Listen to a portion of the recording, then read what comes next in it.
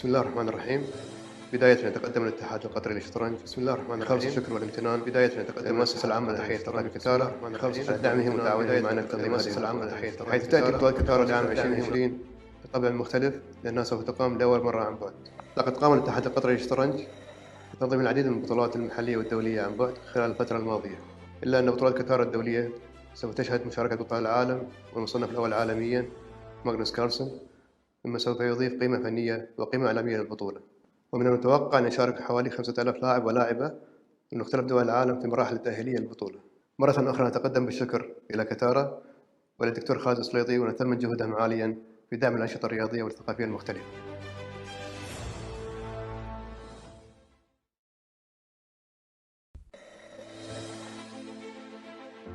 بسم الله الرحمن الرحيم، والصلاة والسلام على أشرف المرسلين.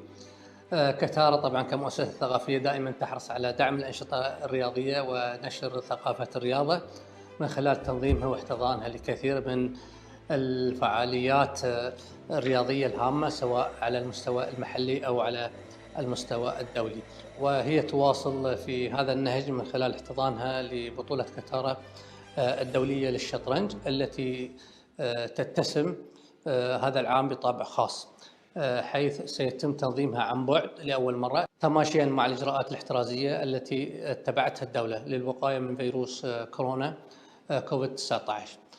طبعا نحن سعداء بهذا التعاون المشترك والمثمر مع الاتحاد القطري للشطرنج في تنظيم هذه البطولة، ونعلن انطلاق هذه النسخة الجديدة متمنيا لكل المشاركين التوفيق والنجاح.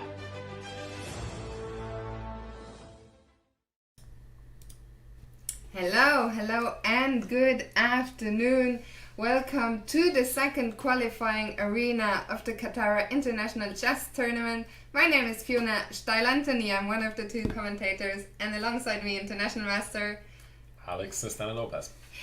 And we will take you through all the action here today. We were here earlier this morning, so we have 5 qualifiers already. It was a huge tournament. Actually, I realized I failed to point out this morning 2,500 players played in the first qualifier. Chat is asking who won the first one. The first one was won by Grandmaster Haik Martirosyan from Armenia, aka ARM777. 777. So he is through to the final, which will be played. I'll show you the schedule quickly. Will be played on Wednesday. Wednesday will be another exciting day. Wednesday will be a knockout final where none other than world champion Magnus Carlsen is the wild card, so he awaits. And alongside Marty Rosian, the other 4 qualifiers were Grandmaster Penguin GM Andrew Tang from America, also David Paravian from Russia, and Raunak Sadwani from India, and Rasmus Vane from Germany. So 5 Grandmasters have made it through. The next arena, Alex, Arena B, starts in just under 2 minutes. Penguin is still here, but I think he had entered all 3 arenas in advance. I'm not sure if he's gonna show up or not, but we'll find out very shortly. Yeah, my money is that Penguin is going to take a well-deserved break. It's still pretty early for him in the US, so I think we're probably not going to have the second seed. However, Alireza Firouzja was also signed up for the first tournament. He did not play in the end. I suspect this time around he's going to play, and he will mean business as the hot favorite of the event. Let's put him on our TV already, because otherwise we'll lose him to... Oh, we can wait otherwise. Yeah. Let's just go back to... Sorry, I didn't realize I was gonna do that. I don't want to miss Alireza again. I was eager to see him play this morning. But yeah, that means he only has 2 chances. But very tough competition. A few names that I recognize here. Long-time top Vietnamese player Le Quang Liem, 2700 club, member of the 2700 plus FIDE rating. The chat might have some insight into who Ogrilla is. I'm not sure. I'm also not certain. Myself, Grizzly Bear is Parham Maghsoodloo from Iran. Yes, the top-ranked Iranian player in the absence of Alireza Firouzja, who now plays under the FIDE flag. A huge name to watch out for is Andrei Esipenko. Very, very young Russian talent, almost 2,700, had a massive year last year, and a speed demon himself. Let's put Alireza on our TV now. See if he will play. He is online, I believe, so will we get a game in a second? Yes. Oh! And he's playing Opperwesen. This morning we saw some legends of Lichess Bullet. Andrew Tang is probably, the biggest legend, but Opperwesen is a legend in his own right. He also did not play this morning, and he is one of the players who's capable of taking out everyone. He beat Magnus Carlsen twice in the title arena 2 days ago. Very quick on the mouse. So we are starting with a big game. Yeah, and I mean, it's a testament to how evenly matched these players are. We've got a slight lifetime score slightly in Alireza's favor, but this is anybody's game. Checking into the game itself, I like what Alireza's got here. He's got more space in the center, he's got more space in the queen side, wonderfully placed pieces. He's driving that bishop to d4. We see also a very, very nice outpost on c3. White is challenging going after this pawn here on c5, and there's definitely going to be some tactics, but black's pieces are wonderful. King off of the rank. You cannot keep up with these guys, two of the fastest players in the world. Knight f4, improving the knight placement, and bang, immediate tactic here. Is it good? I think Alireza, he's thinking, can I capture? Will I capture or not? The point is, queen takes king g7. You do lose another pawn. White has grabbed a bunch of pawns, and the attack continues, but Alireza is going to try to hang on. Rook g5 is coming, f6 stops that. Queen f3, maybe you're going to drag that rook back, and all of the pieces are defending. What black wants to do is consolidate his advantage. He seems to be doing a great job of that, but that pawn, very scary now. Rook takes g4, ideas are in the air. It's such a mess of a position, but Opperwesen has messed up. It's a huge material advantage, but the clock situation, can he checkmate? He's very close, and he does it. I'm out. I'm just out. And I'll tell you something, my sincerest sympathies to Alireza's opponent, who is up against it literally twice the rating of his opponent here, and you see the speed and the accuracy there. And this is just a smash from the start, already up a piece, cracking open lines here against the king. The party has officially started.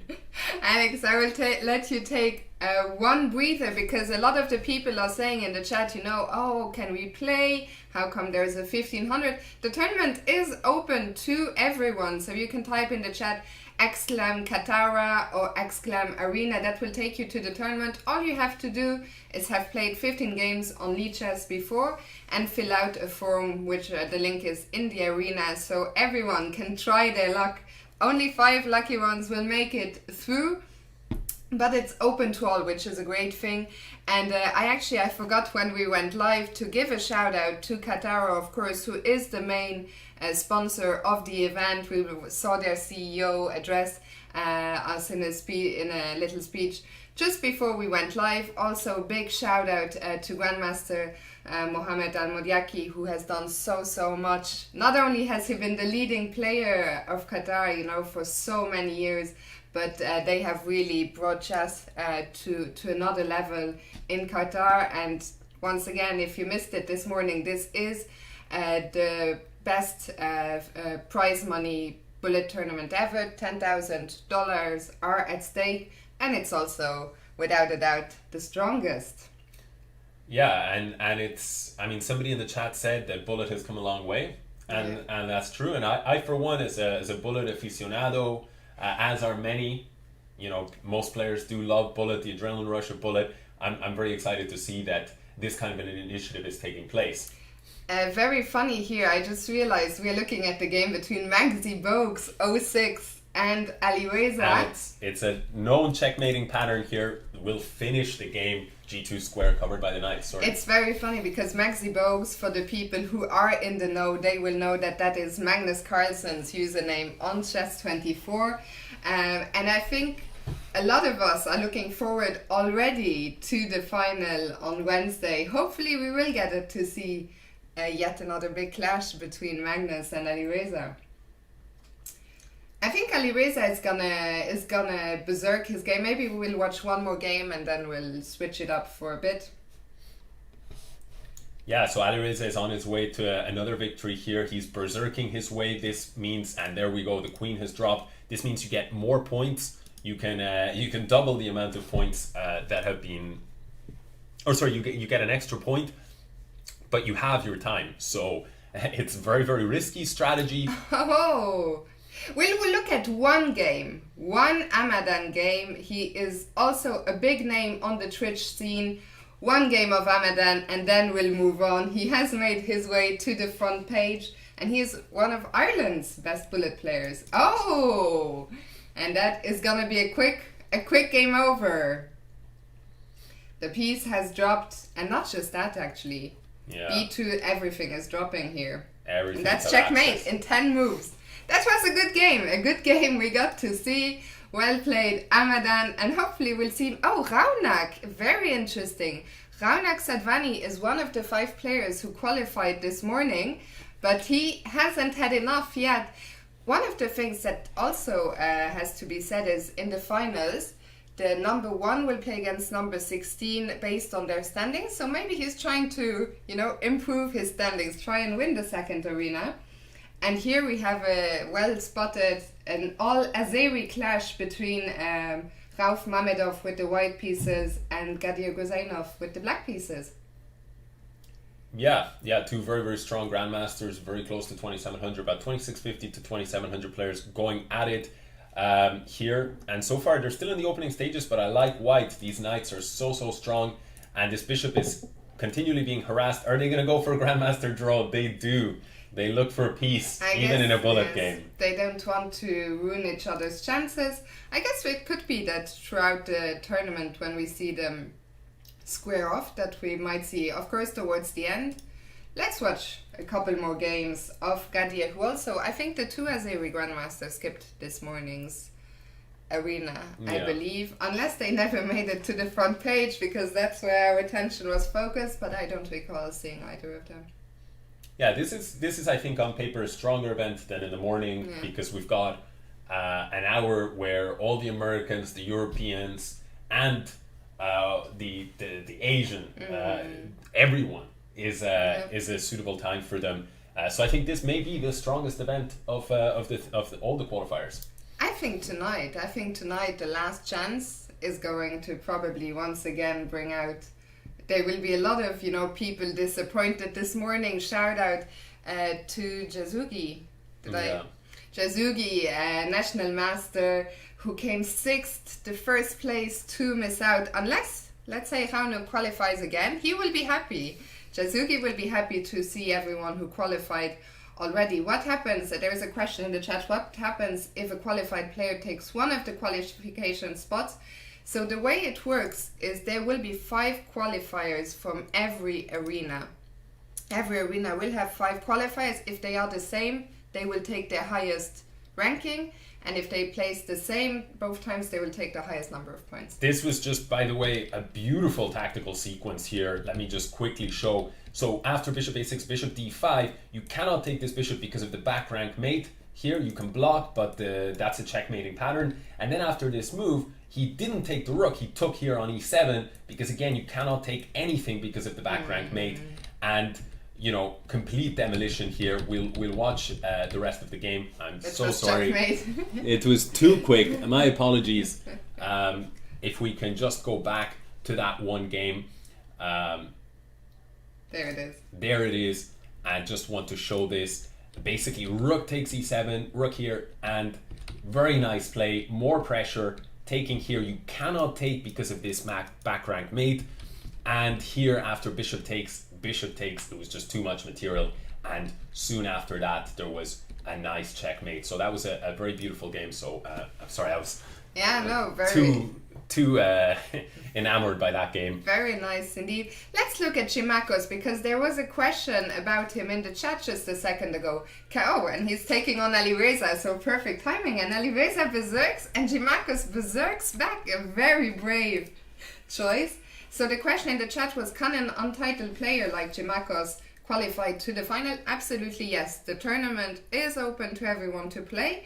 And it's also open to everyone to qualify. Gimakos also had a great first tournament this morning. I believe he came 7th, if I'm not mistaken. Top 10, I think, 7th, I believe.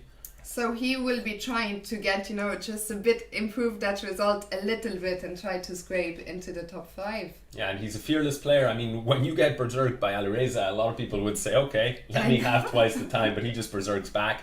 But Alireza is hitting him with some nasty tactics. He's managed to pick up both rooks here in a sequence that was so fast that I don't know about you guys, but I think we did not register what happened. Just the two rooks dropped. This guy Alireza, for those who don't know him, he is touted as perhaps the next guy to the throne of the World Championship. So I mean, his speed of calculation is simply incredible. Here we're going to see Gimakos back in action against Mr. Batman.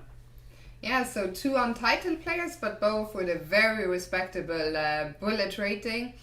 And yeah, I'm curious to see if Alireza can repeat the feat. We mentioned it this morning, but we'll mention it again. I see there's a lot more people now. This morning was an early rise, I believe, for many people. So for those who miss it, Alireza won the Lichess titled arena on Saturday, which had, also so many strong players, including Magnus Carlsen.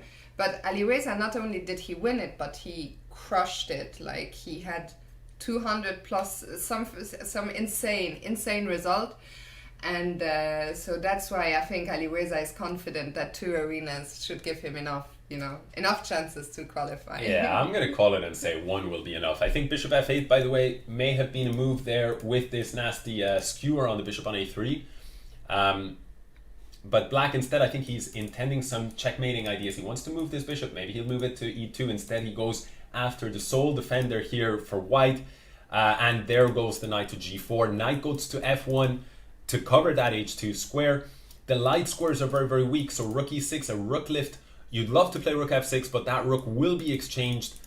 Thankfully for white, he had that rook on B6. Knight H2, patching up the G4 square. Black tries to drive in a rook into the C file. But white is doing a great job defending. Yes, absolutely. And now white has actually fielded off the attack, and now he's the one going on the initiative. I love Knight H6, but the problem you cannot take with the queen because there was a counter threat on F2. So these players picking up all of these different details. Black probably needs to attack Knight F6, trying to drive that knight, but white is the only one pressing. He's giving up the A pawn, but he will take the D5 pawn. It's very difficult to make progress though, because black has the rook exactly where he wants it, and he will sooner or later take the pawn. It's all down to the clock though. I think black must be Gimakos, and he has the speed, he has the skills. I think he will take this one. He has the material, and yeah, that was a heartbreaking loss for the players with the white pieces. Wizard 98 is back. It is Naranayan from India, Grandmaster. He had a great tournament this morning. I think a great first hour, and then the last half hour. Let's remind everyone, this arena will last, you can see it here, 1 hour 16 left. So it's only a 90-minute arena. I'm just gonna quickly click through the first 2-3 pages to see who is there. And okay, I suggest that maybe we watch at 1 or 2 games of Zavan. This morning we didn't get to see so much of Zavan Andreasyan. He's one of the most active players, I believe, on Lichess. Like, look at here, we just opened a random game against Josef. No offense to Josef, not calling him random, but even these guys have played 23 games before, so yeah, Zavan, a big name on Lichess and also over the board chess, long-standing member of the Armenian team. And he's taking on Josef here. He's already in the top 10 and looking, I think all the players are looking to get as many points, in the beginning, to rack up the points, maybe berserk a bit here and there.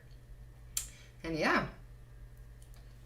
Yeah, I think in terms of this game, well, anything can happen here. Black is white was trying to bait black. By the way, if you take that pawn, there was some rook e8 check nastiness. That's why black prepared this move so he can meet it with king h7, and we see that that's happening. And black is really in control. Josef, a very, very strong player here. Rook c3. He's going to try and collect as many of the pawns as he can of white, and he's emerging a pawn to the good. And the question is, will it be enough? bishop e6, rook takes a4. I would expect defending the pawn. Goes a different direction. Now he takes it. And, well, that's 2 pawns. I expect sooner or later black is going to try to bring that king into the play and try to push this pawn. King f5, breaking the pin.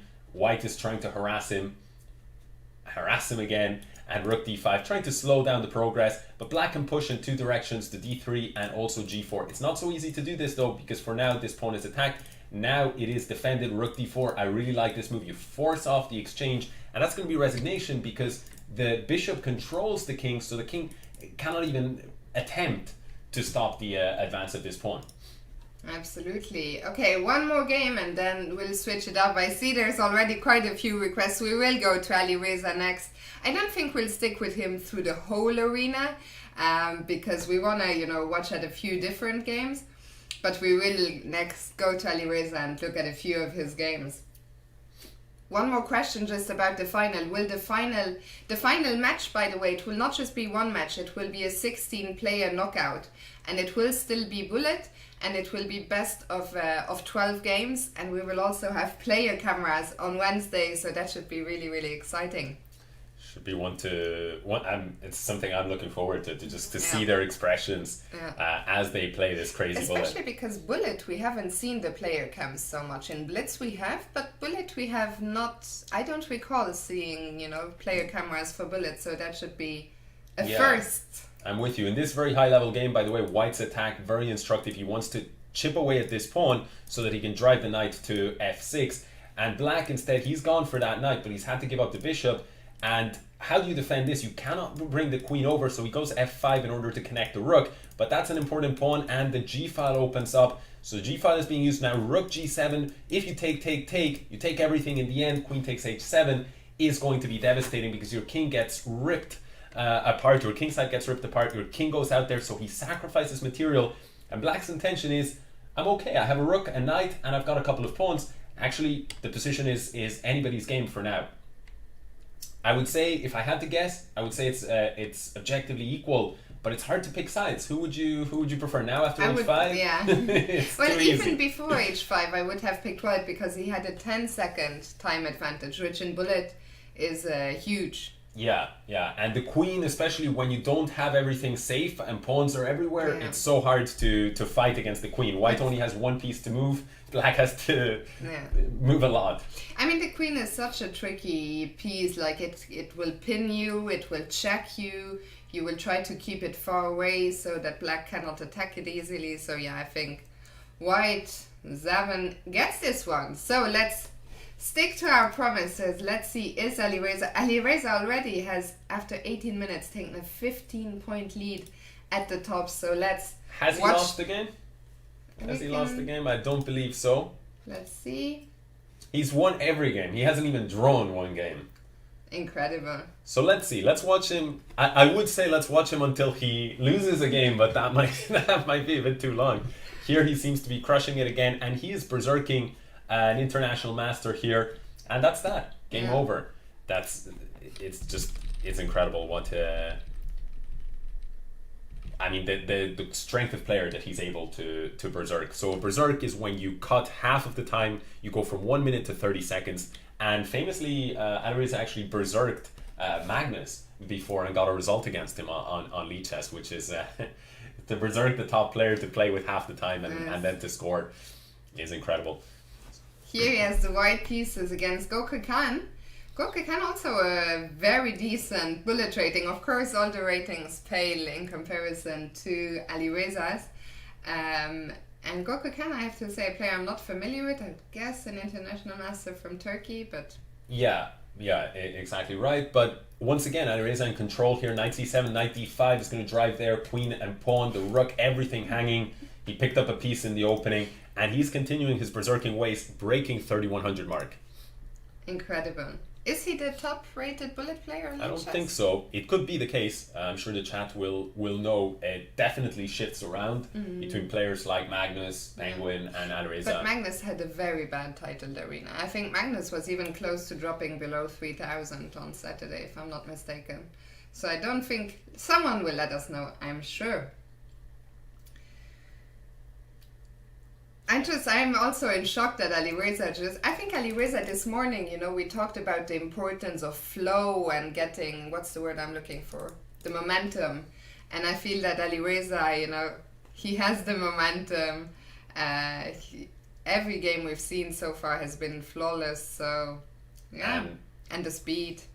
Yeah, but here, this player, Raja27, he's taking the fight to Alireza in the sense that Alireza is close to 10 seconds, but he's up in exchange, rook c2, locking the king here, creating mating patterns, but that's a huge piece, and this is the first time that we've seen Alireza potentially in a little bit of trouble. The position it should be a draw with best play, the pawns counteracting the bishop, but Alireza needs to play faster than his opponent here, much faster to make up this big time gap, and his opponent picks up another pawn. Great play from his opponent. Will Alireza show the speed? I think his opponent will beat him here. I think so too. Oh! Rook f2 played, and now his opponent goes for the exchange, so that's pretty much no risk. And if you keep the pawn, if you do not take the pawn, he shouldn't take it, yeah. And he does not take the pawn, which means he will win this if he can flag Alireza. Oh, and he flags him. He flags him. For those of you, if you're not familiar with the rules, because the Lichess rules are actually different than the chess.com rules, this was actually unbelievable. On chess.com, I believe this one I'm not sure about, but if you take the pawn, of course, it's an immediate draw. With just a bishop, you cannot checkmate. But in some of the cases, Lichess actually uses the FIDE rules, so it's easier to remember. If there is a possible mate, you will lose the game. The problem is here, the pawn could promote to a knight, and then there will be mating patterns possible. Yeah. So if you wonder why Alireza lost despite his opponent only having a bishop, that is why. And thank you, by the way, to the chat who is giving us the bullet standings. Alireza is very clear at the top. He's the only player. Alireza is 3,107. Well, not anymore after that last game. And then Rebecca Harris is currently number 2 with 3,019. And we haven't seen Rebecca Harris, actually, aka Grandmaster Daniel Naroditsky. So we will see if we see him tonight. Also Sergei Shigalko, very surprised that we have not seen him yet. But who knows? Who knows? So Alireza, his first loss, and he has not berserked against Inventing Invention. And the position... Inventing Invention is putting up a great fight. Yeah, the position is very tricky.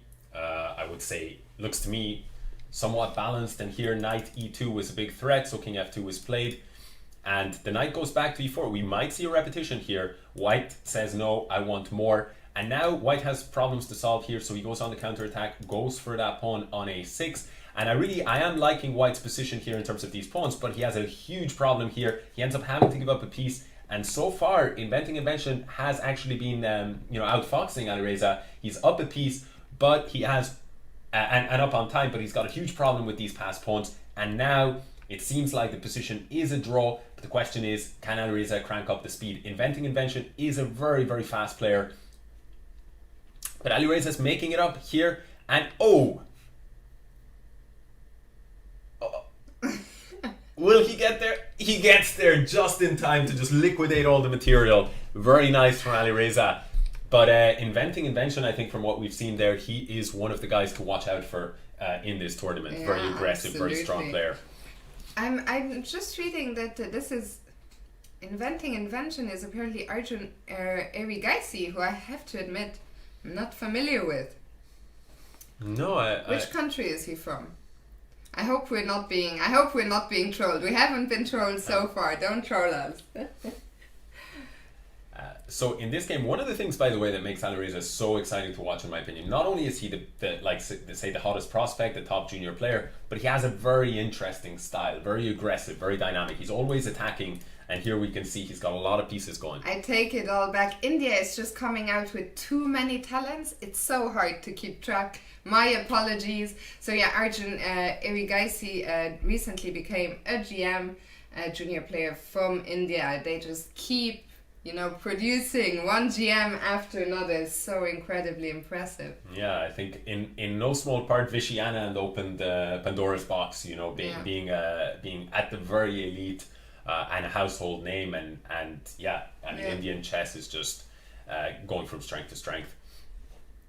Here we see Alireza again slightly on the back foot. He's being pinned here, and you have to solve this problem. You could consider taking here, but the rook would fall, and white is just mercilessly punishing that point. In the end, everything gets liquidated, but not only is white up pawns, but this pawn is a nightmare to deal with. When you've got this knight which cannot get into the game, black is scrambling towards that, but now he's getting split open. If you take this, you cannot catch this one. If you go here, d7. So Alireza, we might be actually jinxing him, because we've... Let's take a break from the Alireza watch. Also, Matthew is in the chat. Matthew is actually a very strong bullet player himself. Are you not playing? I think he was playing this morning. Let us know. We would love to watch. And our friend Manir Manja, has made it to the top 10, but will not. Where do we go? Muisbak. We haven't seen much of Rauf Mamedov. So let's watch a couple of his games here. We're tuning in at the very last minute. And he's in control here. He's in control. He's got 2 minor pieces, and the pieces are combining here. Very, very nice. It's ended up as an extra piece. The most important thing, the clock here. We're not going to see any miracles, I don't think. Even though his opponent is fighting and making up some of the gap. His opponent outplayed him, actually made up some of the gap, and in the final position he's in great shape. But it wasn't to be. And another heavyweight contest here. Satranch YouTube International Master, but always around that 2,900-ish mark, which is a huge mark as far as League Chess ratings go. Makes you one of the heavy hitters, and he's got the black pieces against Mamedov. So let's see, Mamedov, who will be one of the guys who, he has been playing for as long as I recall. Mamedov is from my generation, we're the same age, and I recall him playing Blitz at all these tournaments. Seeing him when he was 12 years of age, he was always, every spare moment, playing some Blitz games here, there, and he will be looking for sure to qualify here. Very experienced, very fast player. But this morning, actually our prediction kind of came through. The average age of the qualifying players. Was there anyone older than 25, let's say? This I'm not sure about. The chat might be able to research that a little bit better. So let's see this game here. Muisbak actually just while we were talking has completely crushed the position and his opponent. So let's get another game up. Oh, and he's playing a great friend and a legend of the game. Athena Palada is none other than Grandmaster Badro Jobava. Badro also played this morning. He was, towards the top in the beginning, but then he dropped off a bit. But now they're both currently in the top 5, but already half an hour has passed. How is this time going so quickly? So we're already about to enter the second third of this arena. And here we know that Jobava, Mamedov here is probably looking at something here involving the weak pawn on h4, but it's white who crashes in first. Very nice centralized pieces, a lot of pressure, and we see a little risky little trap here. You can take this pawn, and does he miss it? He doesn't. I think his idea is to counterattack by taking the defender there. So really nice play, how quick they spot these little ideas. Now the pawn on c5 is at risk, but black goes active instead, hitting this bishop. And I think you can take this pawn and try to drop the bishop back to d4 and defend everything. That's what he goes for. Knight c2, knight e3 ideas, I think, are in the air when you see these rooks, but instead he says this bishop is too strong, and now the rook on e4 is able to invade and hit these pawns. You don't have rook g1 because of this. I really like black's position. The pawns are starting to drop. Maybe you defend. In fact, even better, you just take all the pawns. And Mamedov in control. Will he be able to convert this? That's a big pawn. It's a big pawn. You couldn't advance the king though. Nice trick. Rook e5 check. Both players savvy to it, but now the pawn pushes. You cannot promote because takes, and rook d6. These guys spot everything so fast. White in the end does promote, and actually incredible from Jobava. It looked like he was down and out, but somehow or another, now he can take the pawns. The bishop on b6 does a wonderful job of controlling that square. The king cannot break forward. You can even take en passant here. And Jobava in control, and really What really a nice game, turnaround. very impressive. I'm reading in the chat, thank you for letting us know. Apparently Anish Giri is playing. Let's watch one more game since it is.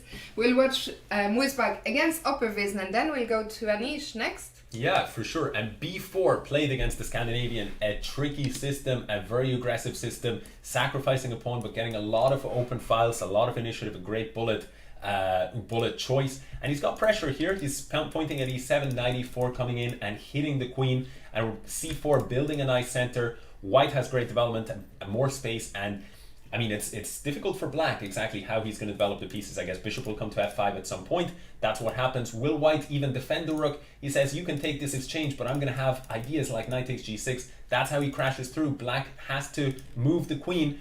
Knight takes E7, rook takes, sacrificing everything. In the end, what's the material count? I'm losing track, but I think black has an extra piece. Black has an extra piece, so in the end it does work out for black, and actually Opperwiesen navigates the complications better than Mamedov.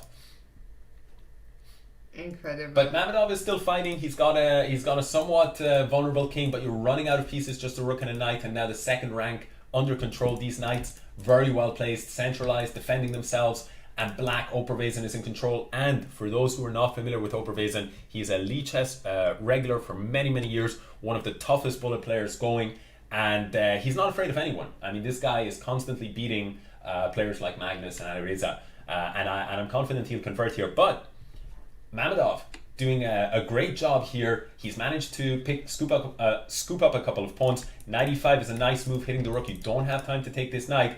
And I'd be a little bit worried that there's going to be some mating nets here. Knight E1 check, king here, and we're seeing these possibilities of mating nets, but I'm not. There isn't one there. So far, so good for Mamedov. The question is, can he keep the clock situation in his favor?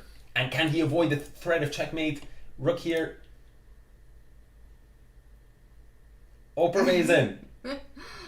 Will he do it? Opperwiesen does it. He is simply so fast. I just realized I'll turn on the sounds, I think. I think that will make it easier to follow. Let's do it. The tournament.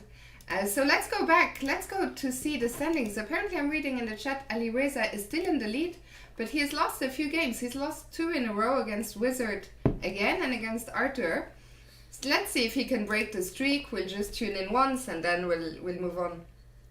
MSB2, I'm also not Knight certain. C5, a crunching move. You cannot take the knight because of the rook.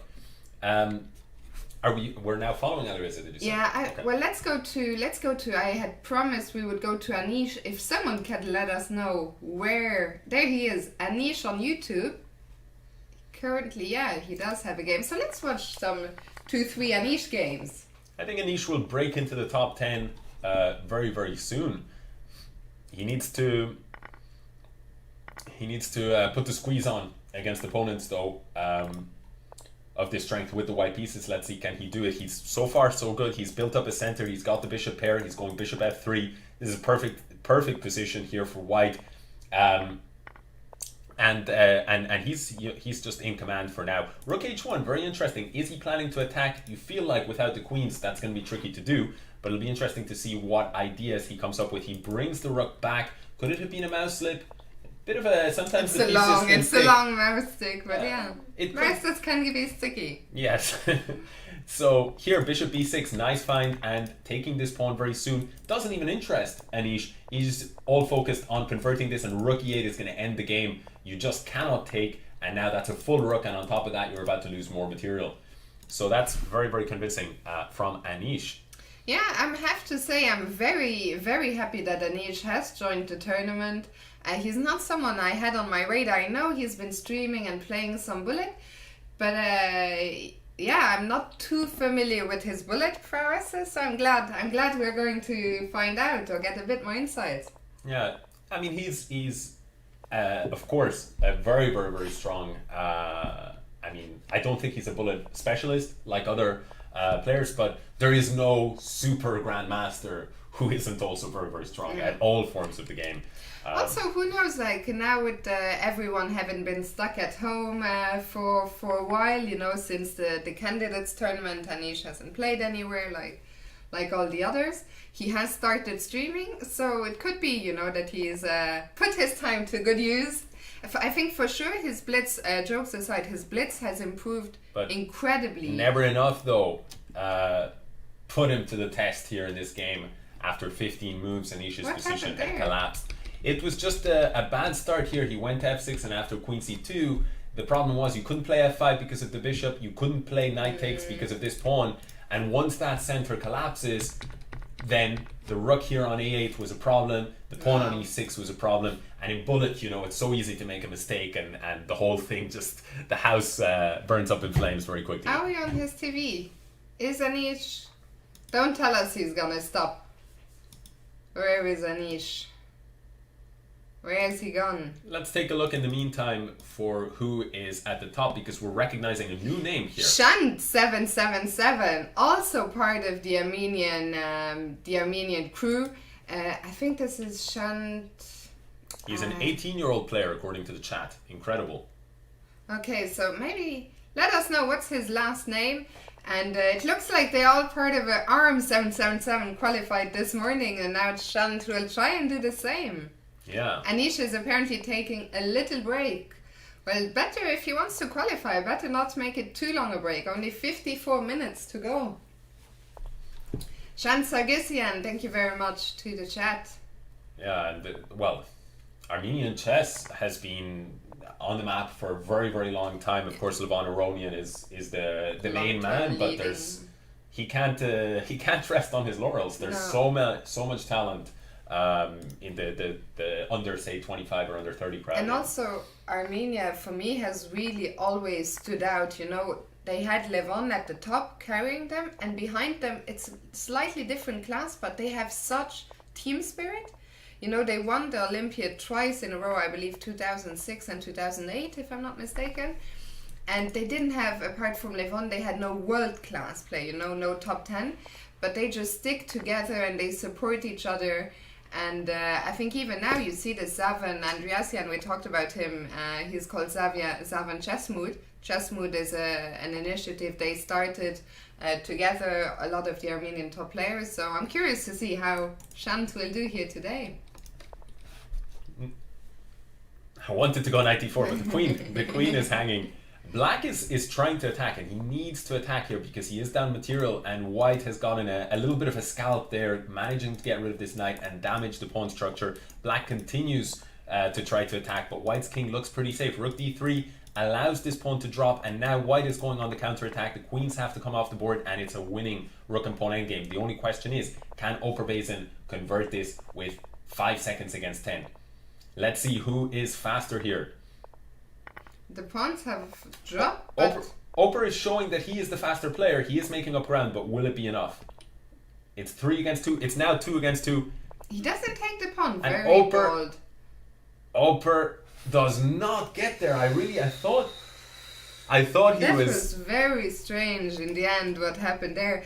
By the way, speaking of the Armenian players, I'm reading that Malkumian is also playing. We can look later at a couple of his games. Malkumian, I believe, was also playing this morning and streaming the arena, so it's great to see some of the players led by Anish leading the charge, not just playing but streaming the event as well. Shall we move on from Shant after this game? Sure. In this game, he seems to be in control here. White will go not even d4. He's more greedy. He wants that pawn, and now brings the knight back. And white at some point, I'm guessing, will play d4. Maybe he wants to invite d4 instead. I'm a little bit surprised by that. I would have thought d4 was useful, but anyway, at this point, a lot has happened. White's just in control here. He has a bishop, which for now isn't so great, but after e5, suddenly it's a monster. The rook is great. This pawn is very weak. Black is fighting back, trying to generate some counterplay on the king side, but it's not happening. H5, really nice in between move. And when you move the knight, you're going to lose another pawn, so black simply resigns. Oh, and of course, Gata Kamsky will have to look at some Gata games. Gimakos this morning, who missed out so narrowly, but at the moment, also great to see Badu at the top. Ali Reza still in the lead, but not such a... Let's watch at two more... Let's look at a couple more Ali Reza games, see how he's faring. At the moment, he has so many fans in the chat. And later we should also look absolutely at Gimakos. I think the only non-titled player, you know, who's been finished in the top 10 this morning and is up there again now. Gimakos, he's from Greece, or am I? He also speaks Russian. I don't know exactly what, but I think there's some Greek-Russian mix. Similarly, if you registered for the tournament, if you type in the chat !arena, it will give you the link and you can just click the join button. Okay, Alireza against Meneer. Meneer, young international master from the Netherlands. Another, household name on Twitch. Let's see, can he put up a fight against Alireza? Now, normally you could lock in this bishop, but after b3 you would have this nasty check, so we're not seeing that. King b1 stepping out of the way, knight d2, trying to bring the pieces into play. And here we see an exchange, and knight takes f6, the type of tactics Alireza spots instantly. The knight is hanging here, so black goes knight d4, but white has returned with a pawn, and you don't have time to take this because of this pin. And now white goes c3, and just the tactics are just they come too fast from Alireza here. For Meneer, the end result is white is up a piece, and let's see what happens. Maybe some knight c3 at some point. Black actually hit white, rather hitting everything here, and can collect yet another pawn. Knight d6 check, I think, will end the game because that rook on d5 falls. So Alireza just tactically outclassing Meneer. Very nice. We'll watch another, I'm just being told, we'll watch another Alireza game. I'm just gonna take the mouse for 1 second to fix the link so that you can all take part if you want to, but we'll keep an eye on the Alireza game while we do that. So in this game was a fast game. The rook on a3 simply forgotten about by Ogrilla, who the chat said was Grigori Oparin, one of the stronger of the younger crop of Russian grandmasters. Absolutely. I'll be done in a second, so you can all get the link to take part in the arena. And this is a big game, Alireza against Badr Jobava. Yeah, huge game.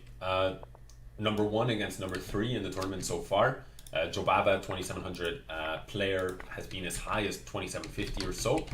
And but Alireza, fearless. He is going after the black king here with f5. Somehow the king has found itself on f8. Black tries to keep things shut down on the f-file by playing e5. Knight f3 is coming in here, and I would not be surprised if we saw a sacrifice at some point here to try to open up lines against the enemy king. For now, white starts with b3. Will we see the sacrifice here? No. Alireza probably thought about it and said, I can play slowly here, but knight takes d5 is a great move, great intermezzo from black, and now we do see that sacrifice. But is it going to be enough? You have to be careful because this rook is being x-rayed by the queen. We've got knight e6, we've got knight c6 ideas. Queen takes knight e6. I'm sure that black saw it but felt, I can take a couple of pawns now, maybe go bishop takes f5. Instead he goes bishop d7, probably so that there are not issues like this, or he can also block against checks, and now you see that king f7 and the value of having the bishop on d7. Black has 2 minor pieces for the rook. That's usually better, but he does have to watch out for a lot of checks. His position is a bit unsafe, and that rook has just been dropped, and that's the kind of thing you have to be alert at all times. One tiny lapse in focus, but it has to be said already here it was bad because you couldn't play rook e8 because the bishop was pinned, and if you went anywhere else, rook e7 was very nasty. Absolutely nice game, and we see yet another Alireza against Opperwesen game. Opperwesen has made his way up to the top 5 this afternoon. It feels like, how many players are? We'll check after the game, Alex. I'll let you do your thing. But it's just incredibly strong. It was incredibly strong this morning, but I feel that it's even stronger, even more big names this afternoon. Yeah, and really looking forward, first of all, to the second half of this tournament. We're almost at that halfway mark. By the way, but yeah, and then the evening event, you may be very much right, it may be the strongest event. By the way, anybody who might be wondering, why did black not immediately take this piece? It's because after all of this exchange, there was a back rank problem. Bishop b4 is very, very nice. Now, well, there's 2 pieces, and Alireza went into the tank for a long time, found rook b4 because he had another piece hanging. So there were so many pieces hanging, and now what's going to happen at the end of these complications? I think it's just black equal is material. Just a pawn up. Black is a pawn up, yes, equal in terms of pieces, and Black now is going to look, but that's Opervasen for you. Yeah. He holds his own in these tactical melees, even against players like Alireza. Rook d8 makes a lot of sense to me. Is there a problem with this move? Challenging. Opervasen may have seen something that we're not seeing, so he goes Rook e8, a little bit more passive. But this position, it feels like Alireza is getting back into it. Now the king comes here. He has recovered the pawn. He's pushing f4. He's got these 2 pawns. We're looking to drive those. But wait a second. Be very careful here with discovered attacks. In the end, wow. But no. But Opervasen finds the resources. And look at the clock situation. Alireza desperate Rook b7 sacrifice. What happened? Did Upper won it. Upper. I mean, flag Alireza, incredible. But he was doing okay in position. I mean, Upper held his own there. Just a monster of a player. Absolutely. And now we see the clash between the number 1 and 2 players. Alireza with Black against Shant, who has been having a fantastic tournament. Yeah, and some very interesting play here. Shant is with the white pieces, does have, he is an exchange down. That means he's got the knight for the rook. But here's the thing, rooks thrive in positions with a lot of open files, and the only open file that Black is on is this one, and you don't have, all of these squares are well controlled. So Black is trying to bring those pieces into play, but there's a lot to play for. I do think Alireza has made huge progress though in this position. He goes Rook d6 to defend the pawn, King e4, and now he's starting to take the pawns. Once this pawn falls, the bishops are going to come off the board, one of the minor pieces, and I think that Alireza, but beautiful idea, Rook f. Back rank. Not quite back rank, I believe the rook was on d6, but still, maybe Alireza, I don't know what he saw here, because somehow or another that has frazzled him, and Alireza is into bishop against knight. Although maybe Alireza's thought was, I don't mind, I'll switch to this, I'll give you back the exchange, but look at how many pawns I'm up. But once again, Alireza is a bit worse on the clock, but here I guess it shouldn't matter. How do you stop that pawn? Okay, that's his one way to stop the pawn. But you can never really take this pawn because of this e4, and it overloads the knight. And you just paralyze this white. Yeah, Black is just moving forward. He's going to place the king on g5, and I think we're going to see a resignation. In fact, no, I think maybe Shant is going to try. King f5, very nice idea. Alireza says, no queen for you. And how many queens is he going to promote? He gets the job done with just the 2. Only 2. Just the 2. So let's take a look at the standings. Although there is an Alireza, let's look at Alireza against Badur, who's also, up there in the top 5. So let's see. And maybe it's respect to Badur's crazy style of play that Alireza goes for a queen exchange off the bat. He's like, you know what, Badur, let's play positional chess against you. Badur is famous for his quirky and aggressive attacking style. I think it's a wise decision, and I'm very happy, I have to say, to see Badur. Of course, we're only halfway, just past the halfway mark, but I really hope he can keep it up. Badur is a player you are always happy to have in a tournament. He's such a fantastically creative, but did that rook? I feel, well, you can play rook takes c3, he goes in a different direction like this. I feel like Black will go rook c2 check here, and, well, he goes rook e8, just has to be careful, no back rank mate. Knight e6 is a nice move, just covering everything. Knight e7 is the threat though. No, the knight d8 square was covered. Well, in the end, the dust has more or less settled, and now it's Black with the mating threat, spotted by White, who goes f3. But Black has a lot of pawns, and at some point we'll probably start pushing these pawns here on the queen side. That's a nice move. Knight e3 check is the idea. Very nice x-ray spotted, and that's a piece. White is banking on these pawns to do something. Black is going to make sure. We've seen Alireza's style. He's like, yeah, I know that this is a queen, but I don't want you to also have a queen, right? I'm not going to calculate those positions. So here, rook h6, controlling it. An eye for an eye, but Black is up a piece from the start. Yeah, this one's going to be difficult, but at least better. But I think it's not going to be enough, but they did a great job complicating matters. Yeah, and he did get an edge on the clock. You have to wonder, Alireza is such a fast player, but he has been getting outpaced on the clock. Yeah, it's strange. Like the first 20 minutes, he got off to such a flying start. Oh. And then after that, let's take a look actually at the standings for a second. We'll take a 1 second breather. So Alireza has taken a 25-point lead over third place. Shant is in pursuit. And I think if they can keep it up, those two, probably like this morning, we also saw the top two, Arm 777 and who was a Penguin towards the end, who sort of, made the top two, and Raunak. But I think behind them, the fight will be raging. All the players here, from 3rd place to 10th place, all within 3 points of each other. And if we go to the 2nd place, all of these guys also still in with a chance. Let's look at some of these guys from the pursuing pack. Let's look at Bilodeau. Can somebody tell me, who is Grandmaster Bilodeau? I have to admit, I'm not familiar. Does he have a flag? No flag. Do we know? Do we know who this is? He's up with the black pieces against Gadir Gozainov and looking to break into that all-important top 5. Yeah, and white here, Gadir is trying to attack, but who's attacking who? It's a little bit unclear. At this point, too many pieces have been exchanged. And now black, who has really the H file, cannot be used by either side, so black is just bringing the queen and shifting the play to the queen side. Now you've got these 2 pawns, but I'm surprised that white didn't go after that pawn when he could take it. Maybe he's going to look for some bishop b4. He doesn't, and in the end, black emerges with this passed pawn. Not something I'd like to see myself if I was white. Maybe maneuver that bishop onto a3, and I think that's what we're going to see. Bishop to a3, queen takes, pawn takes, but bishop b3 controlling the square. Bishop b4 you cannot take because of this, but the bishop goes back.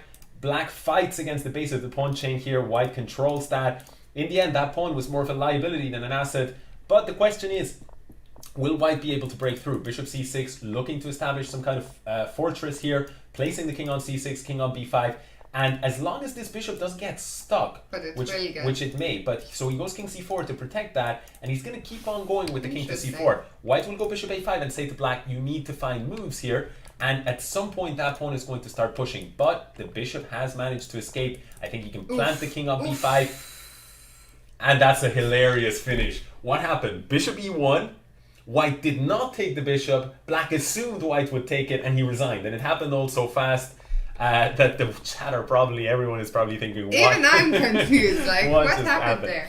Bilodeau, I thought we were looking at, not a random grandmaster, but I wasn't sure who he was.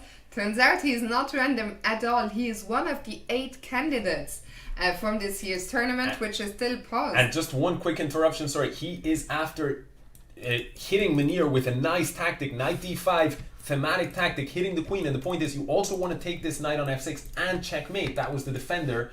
And so black had to play h6, giving up the queen.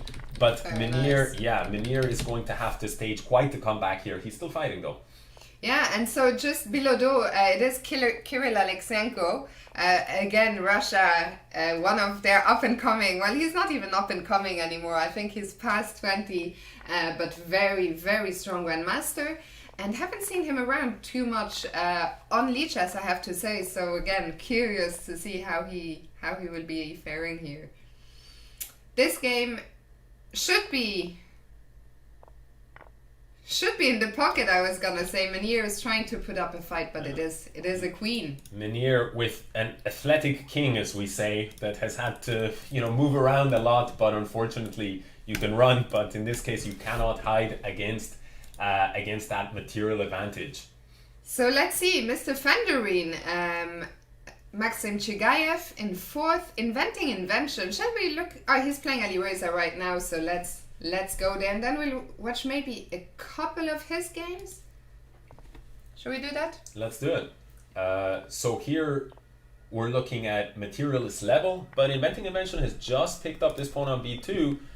So he's the one pressing, and he's got, importantly, an outside pass pawn here. That's very annoying in an endgame because you have to sort of the board can get split and the white king has to race here, but in the meantime black can start to try to push this pawn, and that's exactly what we're seeing here. Black is pushing that pawn, maybe some king c5 so that there's no knight c4 check with a fork.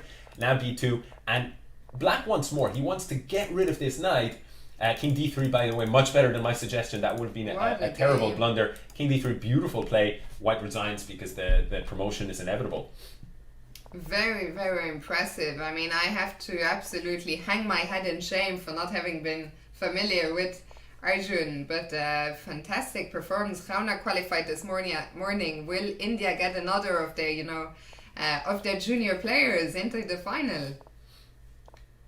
Yeah, I mean, I don't think anyone needs to hang their head in shame. I think, keeping up with all the talents in India alone is a full-time job these days. I mean, there's a lot of, I don't know, is it because of Vishianand? Is it because of Chess-Based India and their incredible efforts to promote the game? Is it because, they have some of the world's best trainers like RB Ramesh? Yeah. It's so many possible factors, and as I suspect it's exactly what you say, a mix. But there's a tremendous passion amongst Indians. There's a lot of, not just Indian players, but people who love to watch chess within India. Here is a trivia question for the people in the chat. If you know the answer, don't ruin it for the others. But here's a trivia question. Who was India's first grandmaster? India's first ever grandmaster. Who was it? Let's test your culture while we continue looking at the game. I wouldn't be surprised if at some point this bishop wants to get into the game. I wouldn't be surprised either g5 or h4. Those threats have been shut down, but bishop takes f4, really nice trick. If you take, queen takes with a check and picks up the rook. That's why rook here, and queen takes h4. You cannot take because of the fork. This is really nice tactics here. Both sides fighting strong, but black is in command here. These two bishops are going to just rip into the position once d4 is played, and that's being played right now. The threat is immediate to checkmate and h4, and we see these two bishops just being so powerful. We might even see some. No, we don't see that level of craziness. I think sensibly so. I'm pretty sure it was a bad idea, but we see instead Harsha. Problem is the time. Yeah. I did not see the time at all, Fiona. I don't know if you were savvy to the time. I've been tricked by the chat because everyone guessed it. It was a trick question, but actually the first was Vishianand, indeed. And so well done if you guessed it or if you knew it. And I've been tricked by the follow-up question of who was the second, because I do not know. You play with fire, Fiona, yes. You get burned. Let's go back. But that was a big game, that last one, because it was against Ali Reza. Oh, the one that I current top board. Let's check that one out. We'll watch it from Ali Reza's perspective here. And, well, what is the situation? We've got 6 pawns against 6 pawns. Both sides have 2 minor pieces, so it's all equal, but Ali Reza in control here. This knight, way better than the bishop. And on top of that, not only is the bishop not doing anything against this pawn chain, but the bishop can't even move at the moment without some nasty forks. In the meantime, this weakness here is being picked up, although black is probably quite happy that at least the queens have gotten off the board. His king was the less safe one. White doesn't care though. He's preparing to put a lot of pressure, put the squeeze on here on f7. And you might see knight f4 with knight e6 tactics were a little trick that white was going for, and he might go for more tricks with things like knight c7, knight e6. Instead, right now, he's just going for this weak pawn. Isolated pawns do not do well in any type of chess, and certainly not in bullet, where they're especially easy to pick off. Rook b6 offering an endgame. White is up a pawn, and that's a really, really strong pawn. So why not? Now the knight remaneuvers, wants to go to g5 to hit the base of that pawn chain. Black stops that. Maybe the knight will now remaneuver to e5, and black again trying to stop that. And now we see that finally white has achieved what he wanted, and the pawn drops. Rook takes f2, allowing this pawn to drop. Are we going to see a checkmating pattern here? I'm not seeing it. Anyways, it simply goes for knight takes g6. That would create a threat of checkmate, rook check king here. Nothing to do about that threat. I mean, I guess you could go bishop b4, but then there's the second threat of rook g7, even faster checkmate. Very so nice. Really nice game. Very nice game by Ali Reza.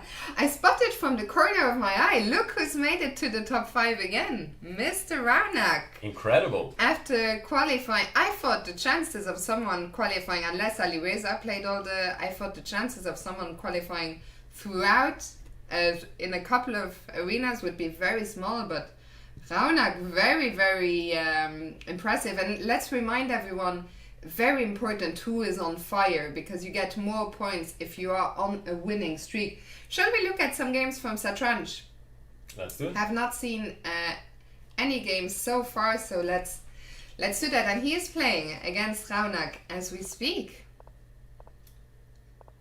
Yeah, and it looks to me like a fairly level rook and pawn endgame. Alex, just as I was speaking, Ali Reza has just been overtaken by Shant, who's putting up quite a show here today. Shant Sargsyan, young grandmaster from Armenia.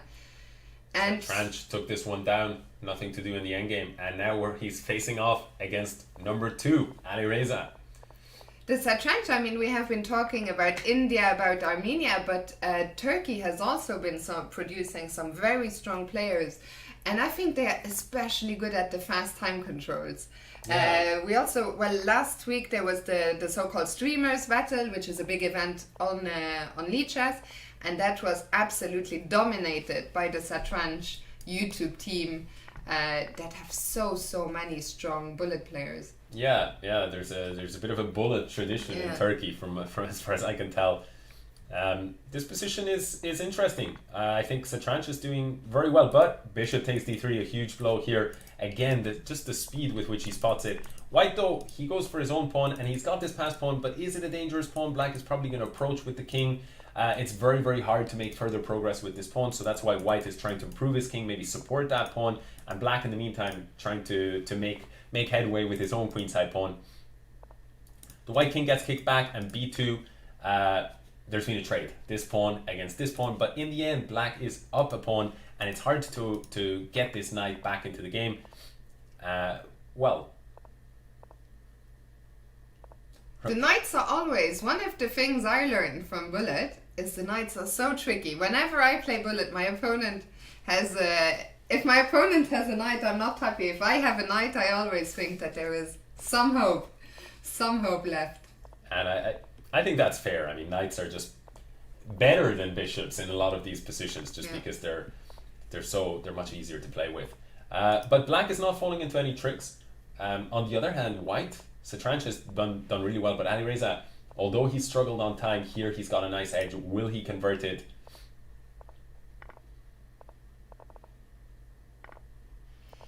And it looks like he's on his way. Yeah. But look at the clocks. Yeah, he's making strides, but now this is easier now that Satranch is incredibly fast. Wow. Satranch is... That was incredible. Let's watch one more game. I mean, he is in 4th position. It looks like, I think, so we have entered the last third of the tournament, 28 minutes to go of the original 90. Let's remind everyone, 5 players will qualify to the finals. It looks like Shant and Alireza should take 2 of the spots unless they have a collapse in the last half hour. But behind them, the battle is very, very fierce. Rauf Mamedov at the moment in 3rd, making strides, but we'll have a look at that in a second. Satranch in 4th, and we just saw such an incredible performance. Yeah, but he's in a little bit of trouble here. White's position is nice. The bishop is a lot better than this knight for now, at least. The rooks are putting some pressure here. So it'll be interesting to see. White is trying to make further progress. He's created a pass pawn. This pawn is dropping. Checks are coming in. And his position just collapsed. All those problems were really nicely exploited by this FIDE master with sporting a very, very high rating. There's a good question. There's a good question in the chat. Okay, let's watch this one. Since they are 2 players, 2 IMs trying to make the top 5. They're both close. They both berserked. So an exciting game on our hands. Yeah, but Satranch has certainly got the better of it here. He's got a huge grip on the position, a lot of space. Knight c7, inevitable here, and you're going to lose an exchange. White just drops back the queen, and there we go, collecting that exchange. Now he's simplifying. Maybe he's going to invade with the queen. That's exactly what he does. And, well, this bishop is no match for this rook. But the time situation. And Munir is an incredibly fast player here. The queens do come off the board. It's not so easy. I mean, even objectively. You're absolutely right. I think Munir is going to win this one. I think he's going to take it down. Unless we see that incredible speed from Satranch again. They both have incredible speed. But now Munir will just keep his queen. Yeah. No, I think he will. But Satranch's ability to move is out of this world. There was a very good question in the chat. Who is Satranch? Okay, let's also watch this one and then we'll move on. Berserk, but Opel does not berserk back. I think that makes sense. They are both still within a shot. Satranj, I don't know, is it a bit of tilt? What's going on? Opperfesen apparently just beat Shant, so he's beaten all of the top guys here today, and he'll be trying to make top 5. There was a very good question in the chat. Who is Satranj YouTube? I do not know. So if someone knows who Satranj YouTube is, please let us know. This one's gonna be tough to have berserked. We have equal material. I don't even know, who would you say is better here? The knight maybe a tiny bit better than the bishop? Doesn't matter, they are off the board. But Opper is a fast man, as we have seen, and the berserk means that Satranj is playing. Started with 30 seconds less, and I think Opper will win this game if I had to. Yeah, I mean, I would be shocked if Satranj was able to get anything out of this game because, you know, usually you don't berserk Opper and live to tell the tale.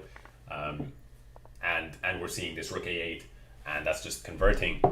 No way to stop the promotion. Yeah. So let's go back to the standings. Let's see what is the situation. Okay, Shant and Alireza should be clear. Muzbak in third, aka Rauf Mamedov from Azerbaijan. Fandorin, we haven't seen anything of Fandorin today. So let's see, he's playing against Wizard 98 Naran Nayan, who's also again dropped a bit. He's just outside the top 10, but with a strong finish, especially with the system. Let's remind everyone, if you see the little fire symbol next to the players' names and next to the players' scores, it means they are on a streak, on fire, and they can earn more points. So at the moment, I think everyone who's like in the top 15, top 20, with an incredible finish, they can all still have hope. Yeah, for sure. A little bit of an anticlimactic draw. By the way, Grandmaster Fandorin is Maxim Chigayev from Russia. Let's watch one more game. This one wasn't what I had hoped for. Yes, we keep seeing the same opponents. I don't know what it is. Munir has played, by the way, his trusted system here of g5, a sacrificial idea here. And he plays this a lot, yeah? He plays it a lot, and it forces White to dance with his knight, and that's what White has done. But Chigayev is such a principled chess player, is classical kind of player, so it's funny to see Chigayev have to dance with his knight in the face of this Munir opening. But he's come out with a great position. He's got that knight on d4, really, really strong piece.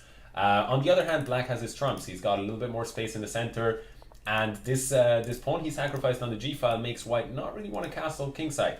Also, dark squares or light squares rather, are under the control of Black, and Black is going for an attack. He's probably going to want to play a3 at some point.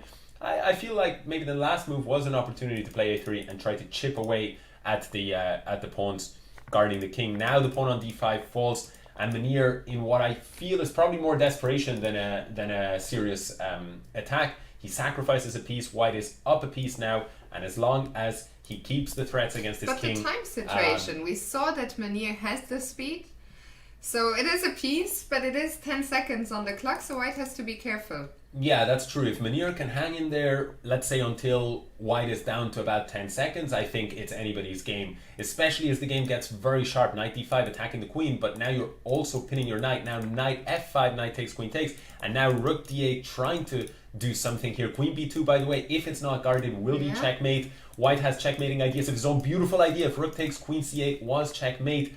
No falling for that, but rook b8 counterattacking king c2, c4, because otherwise there were mating threats, and the king is going dancing 5 seconds on the clock against 12 here. But the king is on d5, the queen has dropped, and Munir is actually now in control. Rook c8, game over. There is no way Fandorin is going to survive. I'm calling it right now, although I might be completely wrong, because Fandorin and White does resign. Munir! It's as you called it. If Munir could hold the position for long enough, he is incredibly fast, and I think Munir also is on getting fire. Very strong. I feel like Munir deserves that we watch him. He's just outside Satranj, by the way. Thank you, chat. Is international master Dennis Özen, according to his YouTube channel, and he's playing a player we haven't seen. Georg, you know, Georg is another household name of online chess, one of the top German grandmasters for so many years. And so I'm glad to see a Georg game, and Munir is staying true to his attacking style. And I think he has every reason to do so, because he's creating a huge Huge attack here, but black has managed to escape. And now I have to say, I'm not seeing any kind of killer blow, and white seems to also not see it, so he's just trying to improve his position. But black is tangled up for the next few moves. Rook e7 makes a lot of sense, pressing this knight.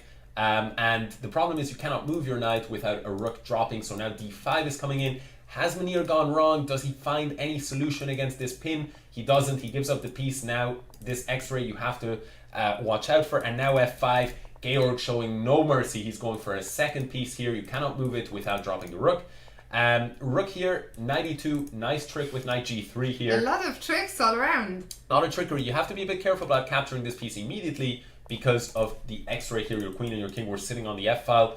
But again, Munir does have extra time on the clock. And rook here, however, I'm not sure. Ooh. Oh! Wow, Munir! And he's going to do it. He's going to do it here. He brings all of his pieces and game over. There was just a very temporary lapse here in focus. Very easy to miss. Knight h5. Your queen is all the way over on h2. But Munir saw it instantly. He grabbed that, and that spell immediately went from winning to losing for black. So Munir is now in fourth place. Munir is now in the top, and he is on fire. You can, by the way, you can see the standings on top of our heads. And so Munir currently in, but still 20 minutes to go. 20 minutes is a long time in a bullet tournament. What's happened there? Total lunacy on the board here from Munir. Another one of his trusted bullet openings.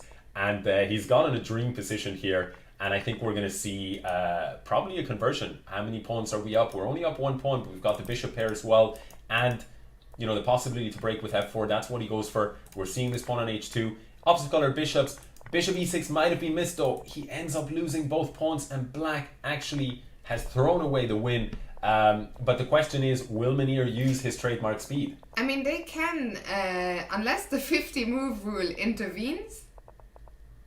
Oh, but there goes, okay, it's still a draw.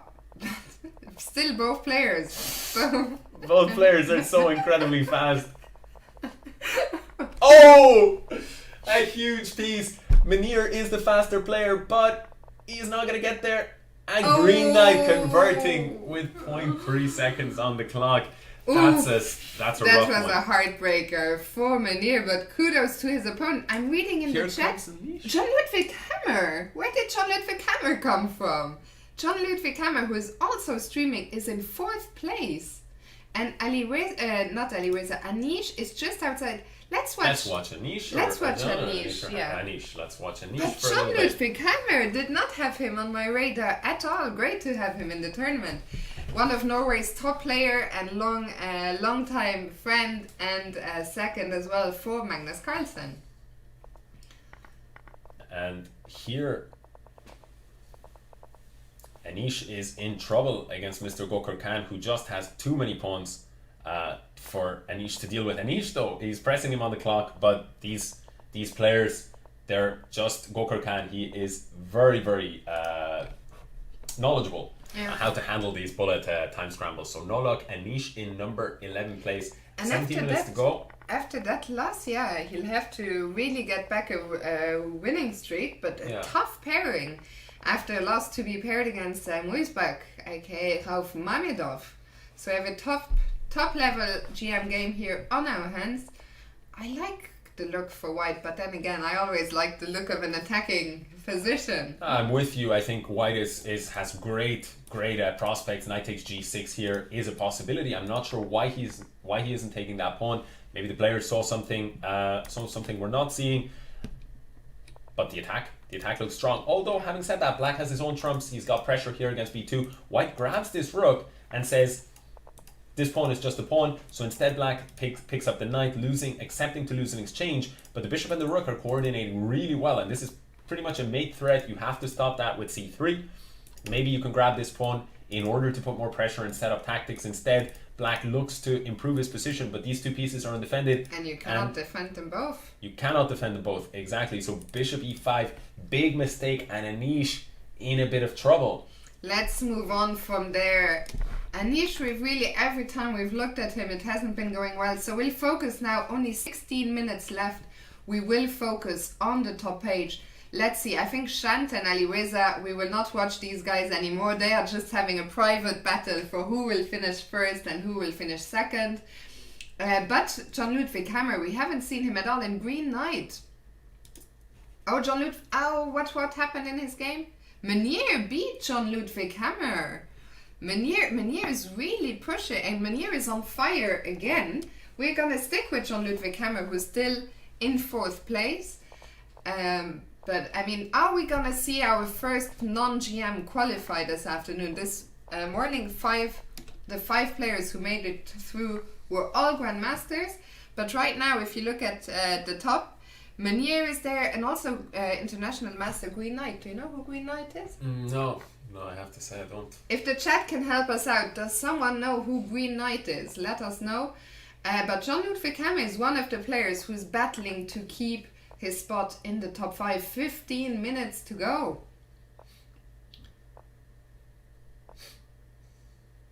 So here he is up a pawn against International Master Abik. It's looking good. He's up a pawn, he's up on the clock. The bishop is trapped on h3. And I guess he will take this one. Unless there are some tactics. What's going on? I don't see those tactics. Rook d1 looks like curtains for black. Jakob Pulpan from the Jakob Pulpan, another player I'm not familiar with, but yeah, let's go. Let's see. Oh, this is a big one. Spot 4 against Meunier. Meunier, who just beat John Ludwig Hammer 2 games ago. So this is actually, I guess he's beaten him twice in this arena.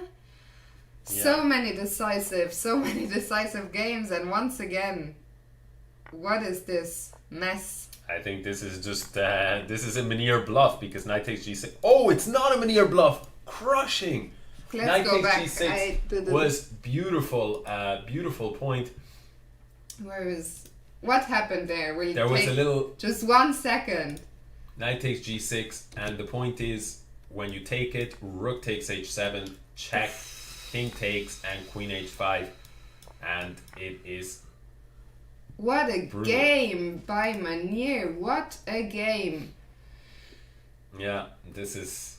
But he's still outside, just outside. Where do we go? Who do we look at? I think we could stay on. Let's see Meunier, the rematch against Georg. Meunier's trying. He's currently the top threat to the Grandmaster Armada. And I think he's about to sack on g4. He doesn't go for that just yet. He goes for a little bit more of a controlled option. He needs to play f3 or something along those lines to get this knight back into the game by breaking down this pawn structure. And overall, I really like White's position, because he's going to be able to bring this rook over. g5 is a nice idea, just to keep the h file closed so that the rook doesn't play. And rook h3 is a nice idea so that you bring the pieces into play. I'm really impressed with Meunier's play. Just the sort of the speed and quality of it. Knight coming into e5 now. So. I mean, we know. I'm not going to interrupt this crazy game, but I was going to say Meunier is a great friend of us, young international master from the Netherlands, and I think he's been working on his chess very hard in these times where there has been no over-the-board chess, and it shows. It shows absolutely here. Where is the mate? Bishop rook f2. His threat is rook h2, and here, and bishop f1. When White has about 5 pieces left on the board, you don't want your king on h3 as a general rule, and that was a nice crush there. Big game here again. I think we'll stick with Meunier, and Meunier is a crazy player. He's a man after my own heart, I have to say. Attacking chess in every single game. But Zabin is a very dynamic player as well. So we'll see what he comes up with. King on d1 is not actually a bad thing. Knight e4 though, creating a big threat if knight takes f2. So White has to stop that. And in the end, knight takes c3. What are you doing? You're sacrificing the rook here. I think the idea is White. I think it wasn't an idea. I'm not so sure. White gives up the White. It could be the case that it was simply a blunder, but White's attack is very, very strong here. Although after bishop b4, bishop b4, queen g5 would be checkmate. So you go c6 in order to create some space. If you go here, the problem is knight b5, check. It's not a problem, but knight d5 was. So what I was going to say, it's simply too fast Simply too fast. But even here, I mean, a rook and 2 bishops, black must be winning still, objectively. Yeah, it's too much material, and I think that he's going to convert this because he's got a big amount of time on the clock. He's going for the kill here with rook e1. What do? I don't see a way to get out of it. There are no checks, and that's game over. So I have to say, I hope Munir makes it. I've been very impressed by the games we have seen by Munir. I should be impartial, but I would love to see, at least one IM make it, and his games such as and a rematch, a big rematch against John Ludwig Hammer here. Munir has beaten him 3 in a row. Munir continues his uncompromising bullet style, launching the H-pawn of the board here. Both players are on fire, by the way, so one of them is going to lose their fire. And this is huge, with one of them losing their fire, and number 5 and number 4, close race, 10 minutes to go. This is an absolutely huge game. White, and they're both going for the throat, let's say. Black king here, white king on the opposite side. On the other hand, it's switched. It's all about this pawn here on d6. White trying to drive pieces forward, black stopping that, white hitting targets, moving the knight to d3, maybe rook here, maybe knight c5 tricks, but knight b6 beefs up the defense. a5 here, king now is beefing up the defense, so you don't have this trick. And now white launching more pawns. Knight e6, a huge opportunity. The rook got caught. Now you want to keep some files closed, but it's John Ludwig Hammer in command here, as long as he doesn't give back the exchange. Rook here, I think we might see rook f7. We see a different direction, allowing the rook to invade. It's not a big deal. You keep everything under control. You move the rook over, and white keeps on fighting though. Black converts, gives back the exchange in order to have an extra couple of pawns, or rather one extra pawn in this position, but it's a huge pawn here. The rook controls the king, preventing it to advance, and black just wants to guard that. Munir with maybe a desperation move, maybe a mouse slip, hard to say, but... So he loses his fire. Very quick look, 9 minutes to go. These are the standings. Aliweza and Shant are through. John Ludwig Hammer in very good position, as is Muisbach, but here, look at everyone still fighting. Green Knight on fire, invention on fire. Anish on fire in number 9, by the way. Does he have a chance? Does Anish have a chance? Let's look at Anish. He's going to be focused here. Okay, Anish is awaiting a game. Anish, the highest rated in FIDE over the board rating. Highest rated participant in this tournament. Surely he's not on a break. Where is his game? Why am I not seeing an Anish game? No? Okay, let's move on. Where do we go? Invention is on fire. Invention is on fire with 8 minutes to go. He also, we've seen so many fantastic games by his, so he's another player who for sure deserves a place in the final. It's just a pity there can only be 5 players. A new Anish game is here. We'll go there after this one. Thank you, Asios. It'll be very, very interesting to see. I think here in this game, by the way, that white might throw in a knight c5 at some point, try to invite this and try to bring this bishop into play. He goes a totally different direction though. Bishop is on c3.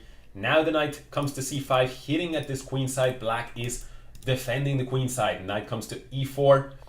We see bishop b2, and both sides fighting for their knights to be very good pieces. But I like white's position better overall. The 2 bishops and some tactics here. Knight takes a6. If you had taken, the knight was on c6, so black counters that. White counters with a check. Black counters with a capture. White counters with a check. It's complete lunacy. In the end, the pieces come off the board, but this bishop hangs, and green knight does not even wait for the piece to be taken. He resigns. So, are we moving towards Mr. Giri? Let's go to Giri. He's in 6th place and he's on fire. He's looking to break into the top 5 and make it through to the finals. A big game against Grizzly Bear. Parham Maghsoodloo, the Iranian number 1, seeing as Aliweza currently plays under the FIDE flag. And what is going on here? Equal material, but those black pawns look quite threatening. Look very, very threatening, and you might even be tempted to sacrifice an exchange to pick one up, but that won't do because you need to get rid of both pawns in order to survive. Bishop b5 ends the game on the spot. It's a check. The rook is gone. Anish. And Anish, he's still in 6th place. Actually, the two Dutchmen are fighting it out at the moment for this number 5 spot. Anish and Meunier Manger. 6 minutes to go. It's a Sicilian dragon, and they're both whipping out theory here. These positions have been explored thousands of times, and well, now both players seem to be a little bit more independently thinking. Moosback, long-time Sicilian dragon player. The dragon is a position where you can attack the opponent. For example, Queen A1 check, King D2, Rook takes D5 might have been on the cards. Perhaps he saw something that he didn't like in that variation. Queen C7, wanting E5, threatening mate here. White stops it, threatening again ideas. White stops that. Black might go for some E5 idea. Maybe he'll prepare it with F6 and E5. That's a little bit risky. You open up your king. Bishop D7 instead, targeting this knight. And White says, now that you don't have that pressure, I'm going to invade. I'm going to take that pawn. And I like Anish's position. I think he's in great shape. Black is grabbing, meantime, a king's pawn. But it's 5 pawns each. A4 stopping the attack.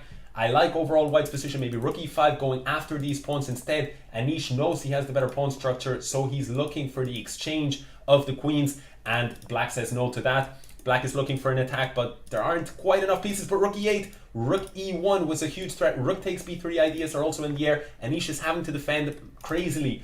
He's defending like a lion. He's defending against all of these threats. But Black says no to piece exchanges, and Rook takes B3 and pawn takes. And in the end, huge blow for Anish. He dealt with all of the attack right up until the end, and he got caught right at the end. And that is a massive game for both players. But also for Moosback, his spot was far from being safe, actually. Like, I think the top 2 are safe, but at the rest, I don't even know where to go. 4.5 minutes. Do we watch?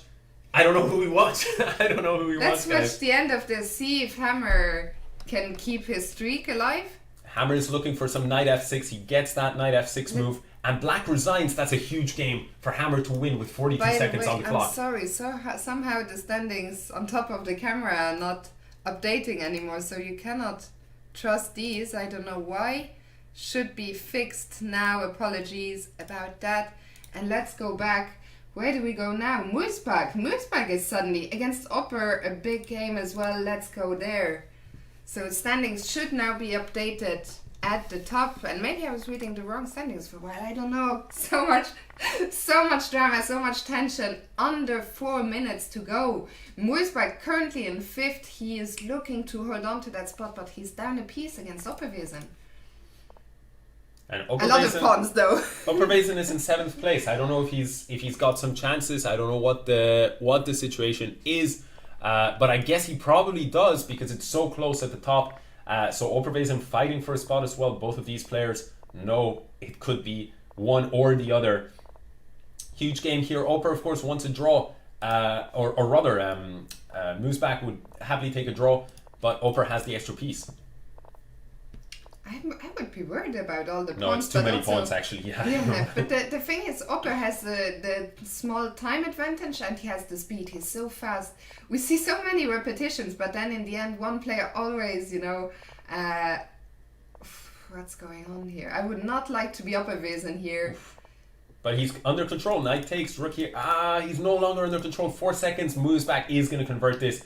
I'm pretty confident he's certainly not going to lose, and I think he's going to get there in time. 1.4 seconds, though, it's huge for him if he manages to checkmate, and he does it. Wow, he does it. What are the tournament standings? They're like this. We've got Anish on fire. We've got Anish on fire. This, if Anish wins this game, it's essential for him to win it. If he gets it, though, he's going to get 3 points. He's going to get 4 points. He's going to get 4 points if he wins this game.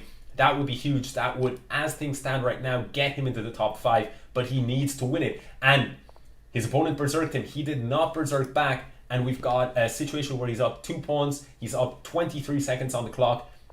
Unless it's a big blunder from him, his king is pretty safe. But White's pieces are coming in. This is not the kind of move that you want to allow in this situation. We've got to check. Black is going to stay on these dark squares. For now, the threat of checkmate is covered. But still, Anish needs to make sure that he gets rid of these pieces. White dominates the light squares. This is a great idea to cover this square. Rook takes, queen takes, and now queen g8. Anish is just setting up a defense, a wall here, And of course, he does not want to allow a perpetual. He wants all 4 points. So the king is racing and he's going to get there. Queen check would have been huge. Queen d3 is also good enough here in this position, but you still have to be careful. 10 seconds against 2. He just needs to avoid getting checkmated. He's going to get there, and that's gonna get there. 1 minute to go. He gets the win. He's currently...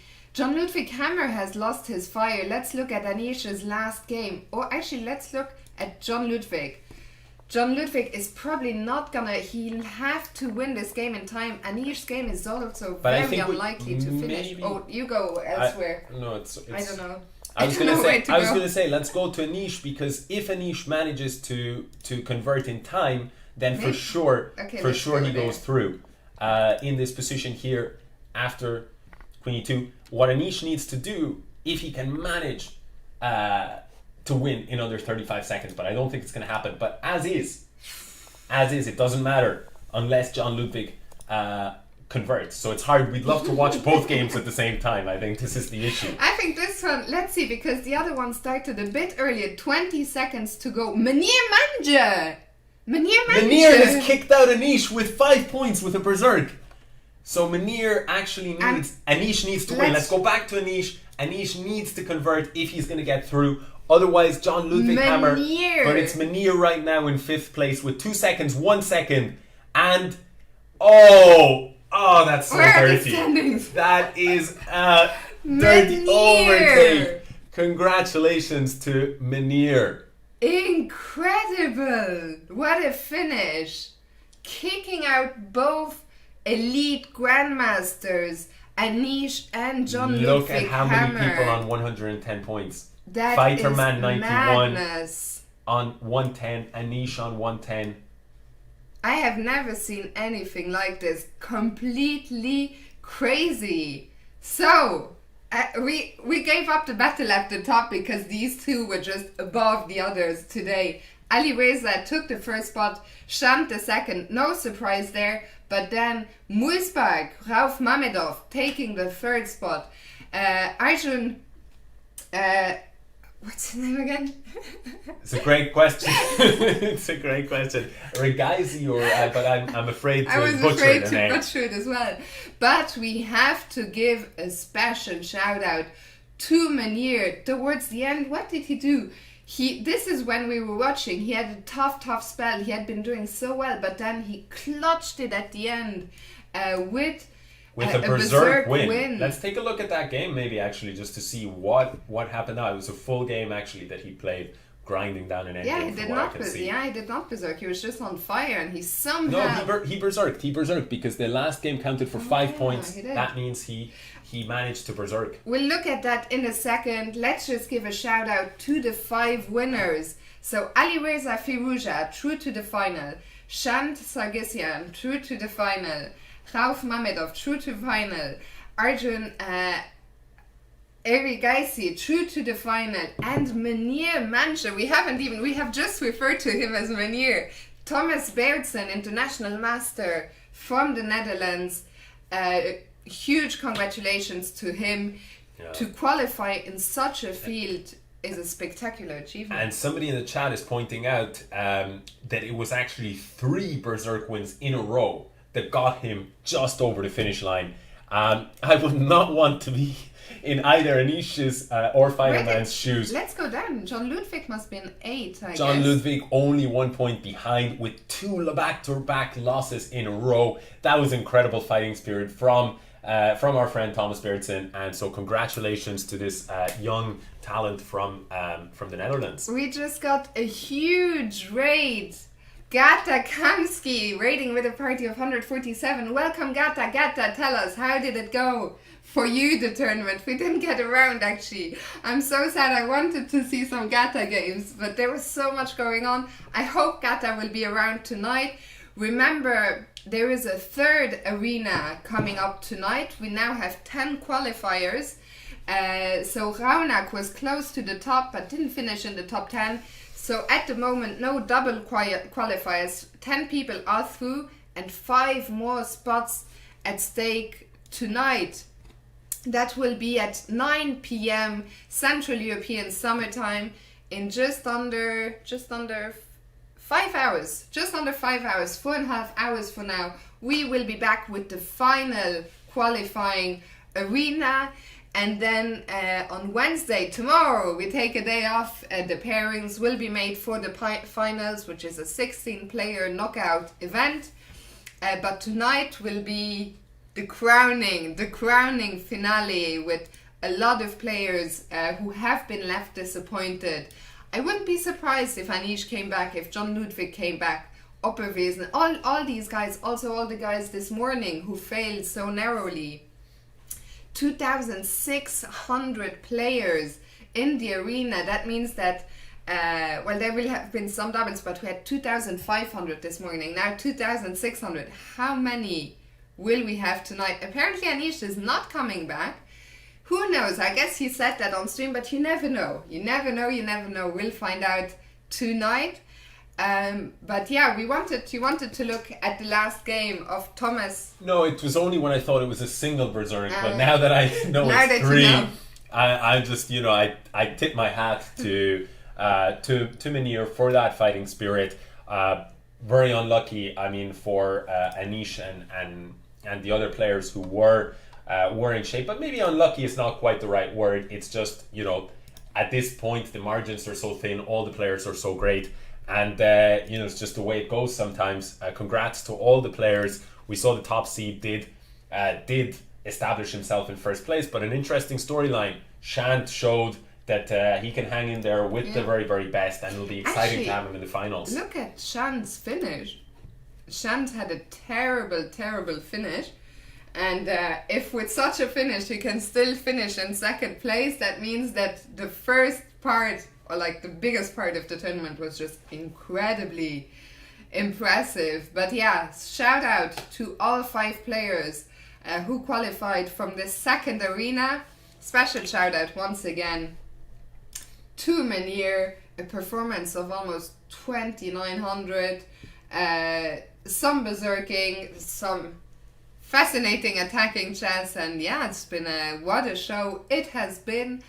We are going to leave you guys for now, but we will be back tonight, 9 o'clock, with plenty more action. I shall be waiting, which I forgot to do this morning. I will send you guys to John Ludwig Hammer, who was playing. He will need the support. It's been a rough finish for John Ludwig Hammer. We will send you there.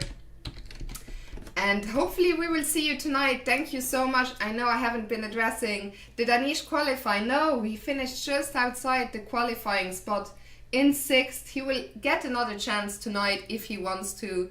9 p.m. we'll be here. Guys, thank you so much for all your support, for everyone who watched, who was in the chat, and hopefully see you tonight. Take care. Bye. Bye. Oh, well, Hammer already stopped streaming. Then let me cancel this raid. Then who do we raid? Has John Ludwig gone offline? Who do we raid? I'll send you... He has gone offline. Let's see. Do we have any suggestions? Let's raid Grandmaster Parleygrass, who is also streaming on Lichess. So we'll send you there. And see you hopefully tonight. Thank you very much, guys. See you then. Bye bye.